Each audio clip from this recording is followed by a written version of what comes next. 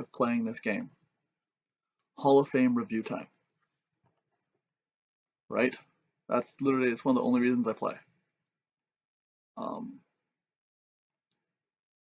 So let's get going. Autoplay to selected date.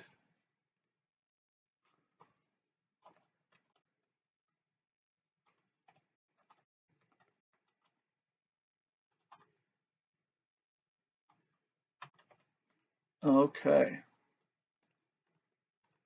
Let's check this off. Boom. And okay, well, before we get to that, let's talk about who I just signed, because that's pretty important.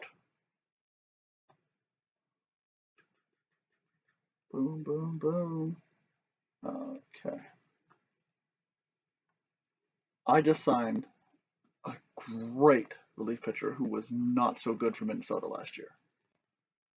He was traded to help them, and it did not work.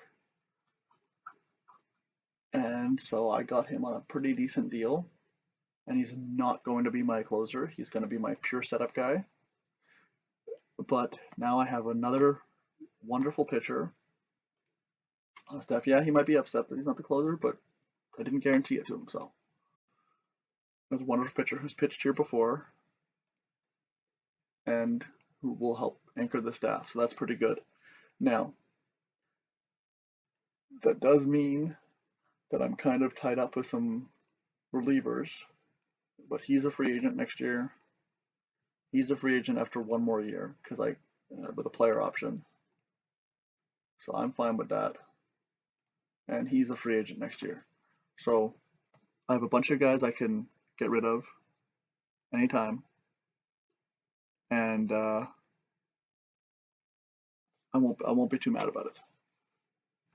Okay, now let's go check the Hall of Fame reveal. Boom.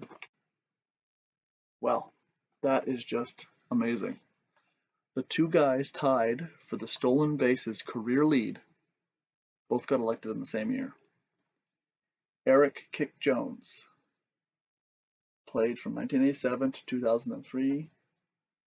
And man, was he pretty good. Division Series MVP, League Championship Series MVP, Division Series MVP. One of the stolen base kings. Really good on base percentage. Took a bunch of walks and didn't strike out at all.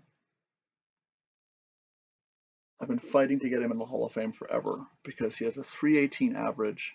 Yeah, he didn't hit any home runs, but he still has an OPS 857 and OPS plus of 130 with a runs created plus of 129. So plus he gave 45 wins to his team by playing. Like, come on, that's damn impressive. And his only season below 100 was his last year for wins, runs created plus. So I'm gonna take that. He was like damn awesome for everybody. Sadly, he never got to win a title. They did go a couple times in '94, yeah, but all-time list for playoff games, he's up there. He's tied for 8th with Murdoch, 100 hits. And his buddy who got elected with a higher percentage than him is Kevin Tall One Morgan, who was only 5'11". Now he played from 92 to 09, never won a title as well, played in a lot less playoff games. Don't think he ever made the World Series either. Now he was downright fine for stolen bases. They were always fighting back and forth. He stole his last two in 09, which tied him for the league lead. And his on-base percentage was .403 with an OPS of 861. So for guys who don't hit very many homers, that was impressive for me. And that's why I voted them both. Like, I wanted them both in the Hall of Fame. Right now it's a very small Hall of Fame, so these guys I thought both deserved in. Plus Jaws, 55.4, 55 Hall of Fame standard. So some of the reasons why I wanted this guy in the Hall of Fame. And he gave 57.2 wins to his team over the years. So really, really fun players. He was a little light on the jaws for left field, but his Hall of Fame standards were still there. Gray ink, black ink. Okay. Who also got close though? Jonathan Sullivan. 3 more percent and he could be in. Now he's up and down there. I voted for him personally. I like his OPS above 900, on base percentage 406, OPS plus 140. Also, he has the 2,000 hits, over 350 home runs, and 1,200 walks, 1,200 runs. Like, there's not much else I can say bad about this guy. He was downright awesome. Only made the playoffs once though, so that really sucked. Never got to show himself off to the world. But I think next year he'll be right in the Hall of Fame with everyone else, and I think that'd be well deserved.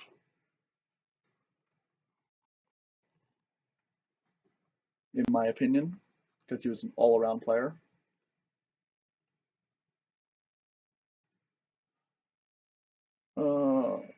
Bobby, he has been close. I voted for him the last 2 seasons. Again, a lot of it, his jaws is right up there. His Hall of Fame standards is right up there. For me, the risky part about this is he did not walk. He did not get on base a lot. So his on base percentage is above 350, mostly because of his average. So when he did walk, he was always hitting above 300. Because his last 5 seasons were not so good from that perspective. Like he still hit 296, 292, 272, but there was no 318, 365 type things. And his OPS plus is below 800, which is a little low for me to vote someone in the Hall of Fame. Same time, 2-time Gold Glove Award winner, 6-time All-Star, 3-time Silver Slugger, over 2,700 hits, which puts him in the top 3 in history, 1,000 RBIs, over 1,200 runs, and I think he's second or third in doubles all time. So there's that. Plus his jaws is 56, which is there's no other shortstops in the Hall of Fame at the moment. So I think that's a pretty good. I think he's a pretty good bar to set to start it off, in my opinion. He did win a title in '94, but he also almost won again in '97, and had a couple more chances with Seattle in 2000 and Arizona in '06, which they sadly lost, but that was a big one for him because he hadn't been in a while. He has 3 more games started than Erik Jones, but they're tied for the list, and he's 1 hit behind him. Yeah, and then he finished off his career with Seattle in '08. But I think he's very deserving, and hopefully next year he gets in. A couple of the guys dropped. Josh Crawford, really good player, 10-time All-Star. Just I didn't really think he was a Hall of Fame, in my opinion. Yes, I know catchers should get a little bit of a break on all that, but I looked like his career high was only 355. So he was around 340, which means that 330, 1,700 hits. All right, 300 home runs. I'll take that. If he had about 450, maybe it'd be a different story, because then his jaws would be higher. I don't know why the Hall of Fame average is 6, though. I should go check that out. Maybe someone got elected to Japan who played here. Yeah, I just didn't feel he was a Hall of Famer, so he got dropped. But also everyone else didn't as well.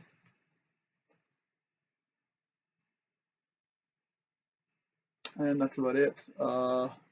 He is the career leader in saves. He's been pretty consistent on who thinks he's a Hall of Famer. Not everybody. I'm on the fence with him too. Saves don't mean everything. The rest of your stats matter as well. But his career was pretty good for ERA plus. And He did win a Hoffman Award in '97. Did lead the league 4 times, but he didn't have that long a career. If he played 15 years, maybe he'd have amassed more games, more innings, more strikeouts. Yeah, it's a tough choice. I did vote for him this year because relievers never get enough presence in the Hall of Fame. But he's not my first choice for the Hall of Fame, to be honest with you. But his Jaws is pretty good for closers, so I'll take it. But I'd like a couple of I like either the Gray Ink or the Hall of Fame monitor to be around 100. So I'm gonna elect anybody to the Hall of Fame. Yeah, so that is my thing. Well, let's check who's coming up next year for 2020. League history, Hall of Fame. As you can see for the voting history, only 1, 2, 3, 4, 5, 6, 7, 8 people have been elected to Hall of Fame. First try, I believe. First try, first try, first try, first try, first try. These are the first 2 guys who were elected who weren't first tries. Kevin Morgan only came in last year though, and Eric Jones has been on since 2011.